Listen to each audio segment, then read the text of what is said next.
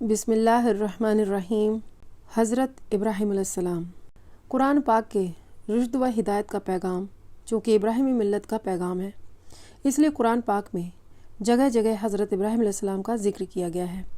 جو مکی مدنی دونوں قسم کی صورتوں میں موجود ہے، یعنی 35 صورتوں کی 63 آیتوں میں حضرت ابراہیم علیہ السلام کا ذکر ملتا ہے۔ حضرت ابراہیم علیہ السلام کے والد کا نام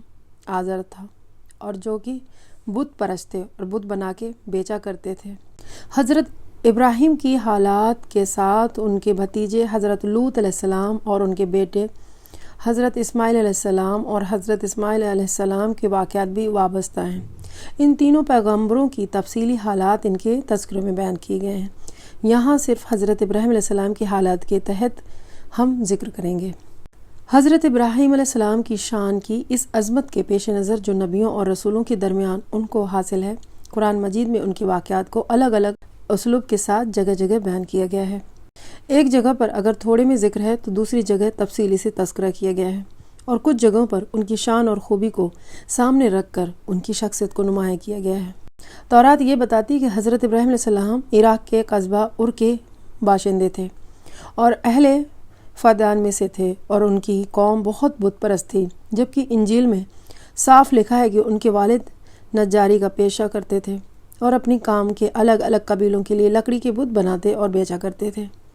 مگر حضرت ابراہیم علیہ السلام کو شروع سے ہی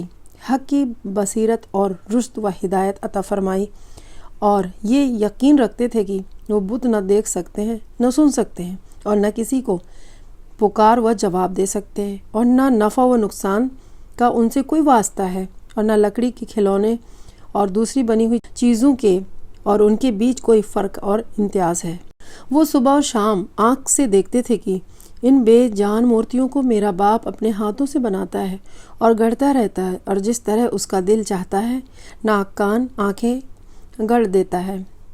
اور پھر خریدنے والوں کے ہاتھ بیچ دیتا ہے، تو کیا یہ خدا ہو سکتے ہیں؟ یا خدا جیسے یا خدا کے برابر ہو سکتے ہیں؟ ابراہیم علیہ السلام یہ سوچا کرتے تھے دیکھ کے۔ حضرت ابراہیم علیہ السلام نے جب یہ دیکھا کہ قوم بت پرستی، ستار پرستی اور مظاہر پرستی میں سے ایسی لگی ہوئی ہے کہ خدائے برتر کی قدرت متعلقہ اور اس کے ایک ہونے کے صمد ہونے کا تصور بھی ان کے دلوں میں باقی نہ رہا ہے، اور اللہ کے ایک ہونے کے عقیدے سے زیادہ کوئی تعجب کی بات نہیں رہی، تب اس نے اپنی ہمت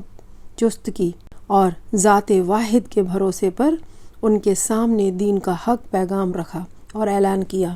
اے قوم، یہ کیا ہے جو میں دیکھ رہا ہوں کہ تم اپنے ہاتھوں سے بنائے ہوئے بتوں کی پرستش میں لگے ہوئے ہو؟ کیا تم اس قدر غفلت کے خواب میں ہو کہ جس بے جان لکڑی کو اپنے ہتھیاروں سے گڑھ کر مورتیاں تیار کرتے ہو، اگر وہ مرضی کے مطابق نہ بنے تو ان کو توڑ کر دوسری بنا لیتے ہو، یا بنا لینے کے بعد پھر انہی کو پوجنے اور نفع نقصان کا مالک سمجھنے لگتے ہو؟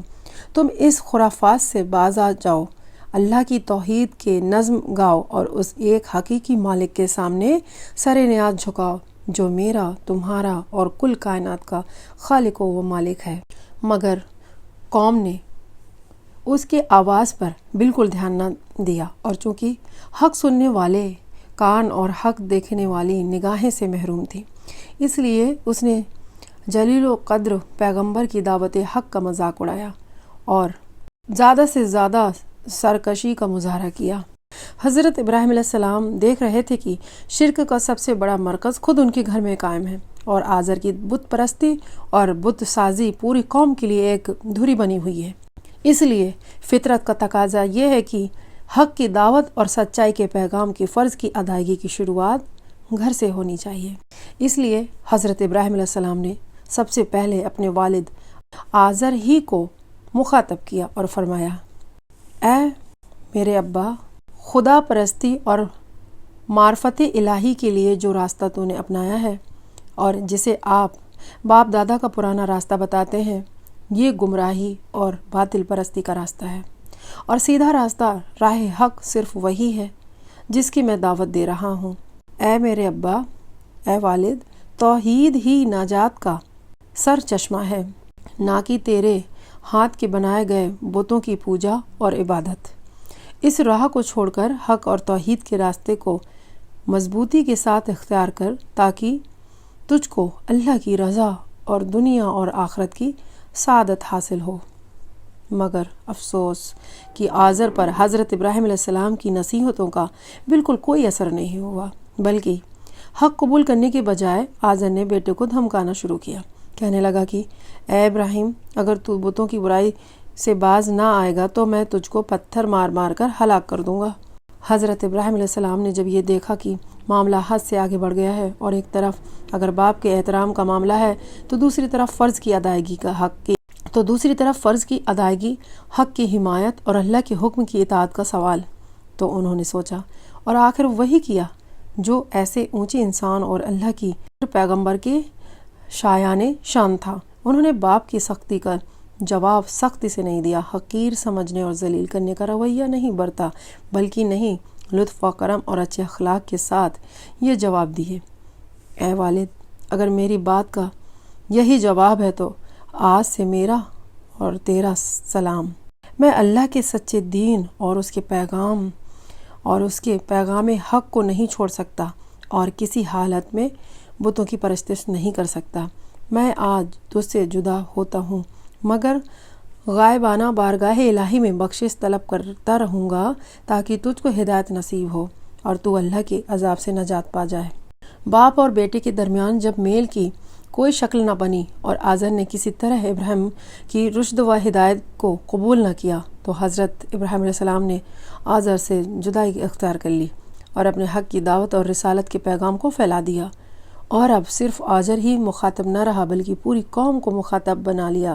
مگر قوم اپنے باپ دادا کے دین کو کب چھوڑنے والی تھی؟ اس نے ابراہیم کی ایک نہ سنی اور حق کی دعوت کے سامنے باطل معبودوں کی طرح گونگے، اندھے اور بہرے بن گئے۔ اور جب ابراہیم علیہ السلام نے زیادہ زور دے کر پوچھا کہ یہ تو بتلاؤ کہ جن کی تم پوجا کرتے ہو کس قسم کا بھی نفع یا کسی بھی قسم کا بھی نفع یا نقصان پہنچاتے ہیں؟ کہنے لگے کہ ان باتوں کے جھگڑے میں ہم پڑنا نہیں چاہتے، ہم تو یہ جانتے ہیں کہ ہمارے باپ دادا یہی کرتے چلے آئے ہیں، اس لیے ہم بھی وہی کر رہے ہیں۔ تب حضرت ابراہیم علیہ السلام نے ایک خاص انداز سے ایک خدا کی ہستی کی طرف توجہ دلائی اور فرمانے لگے، میں تو تمہارے ان سب بتوں کو اپنا دشمن جانتا ہوں، یعنی میں ان سے بے خوف و خطر ہو کر ان سے جنگ کا اعلان کرتا ہوں کہ اگر یہ میرا کچھ بگاڑ سکتے ہیں تو اپنی حسرت نکال لیں۔ البتہ میں اس ہستی کو اپنا مالک سمجھتا ہوں جو تمام جہانوں کا پروردگار ہے، جس نے مجھ کو پیدا کیا اور سیدھا راستہ دکھایا، جو مجھ کو کھلاتا پلاتا یعنی رزق دیتا ہے، جب میں مریض ہو جاتا ہوں تو وہ مجھ کو شفا بخشتا ہے، اور میری زندگی اور موت دونوں کا مالک ہے، اور یعنی خطا کاری کے وقت جس سے یہ لالچ کرتا ہوں کہ وہ قیامت کے دن مجھ کو بخش دے، اور میں اس کے حضور میں یہ دعا کرتا رہتا ہوں، اے پروردگار، تو مجھ کو صحیح فیصلے کی طاقت عطا فرما اور مجھ کو نیکوں کے صف میں داخل کر اور مجھ کو زبان کی سچائی عطا کر اور جنت نعیم کی وارثوں میں شامل کر۔ مگر آزر اور آزر کی قوم کے دل کسی طرح حق قبول کرنے کے لیے نرم نہ ہوئے اور ان کا انکار حد سے گزرتا ہی گیا۔